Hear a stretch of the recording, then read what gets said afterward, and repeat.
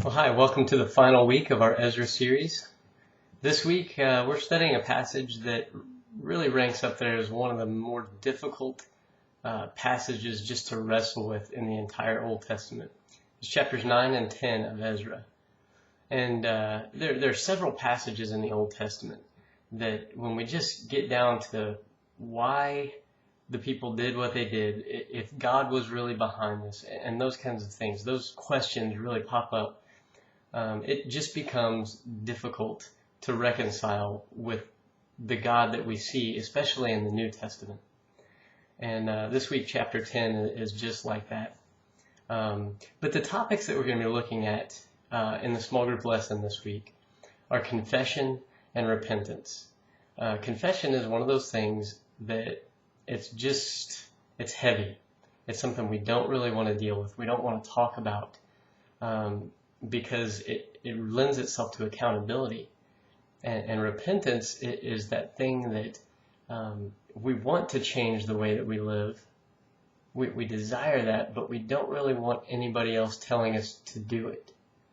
And so confession becomes the basis for our repentance because we have people walking this life with us. They're not telling us what to do necessarily. Sometimes it seems that way. But they're walking this life with us, and they're helping us make the right decisions. They're helping us stay faithful to God, even when we know we've made mistakes. And let's face it, as human beings, we all make mistakes. So that's the difficult topic that we're dealing with this week.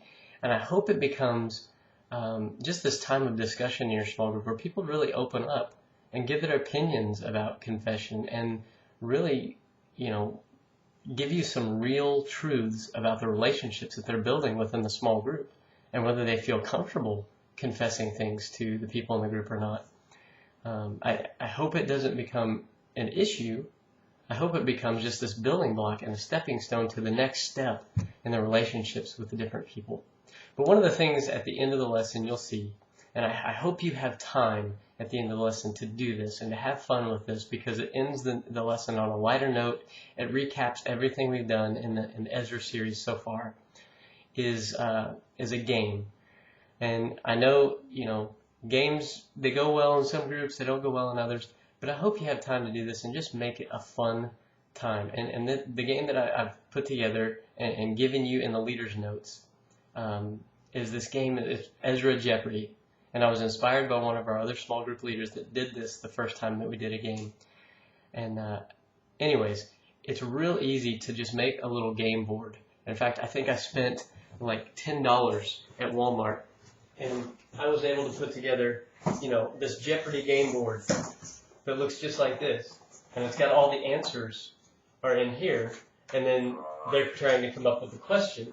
And that's what Jeopardy is. It's the game where you get the answer, you have to come up with the right question.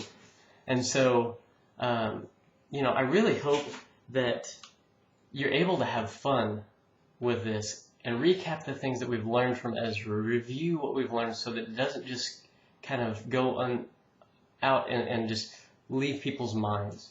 We want them to grasp these things, to remember them, and be able to pull them up when they're studying the Bible at different points.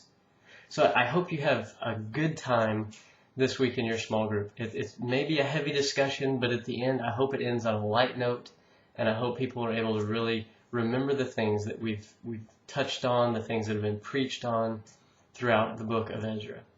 And I look forward to hearing about how people are growing, how people understand the Old Testament a little bit better now that we've gone through this Old Testament historical book.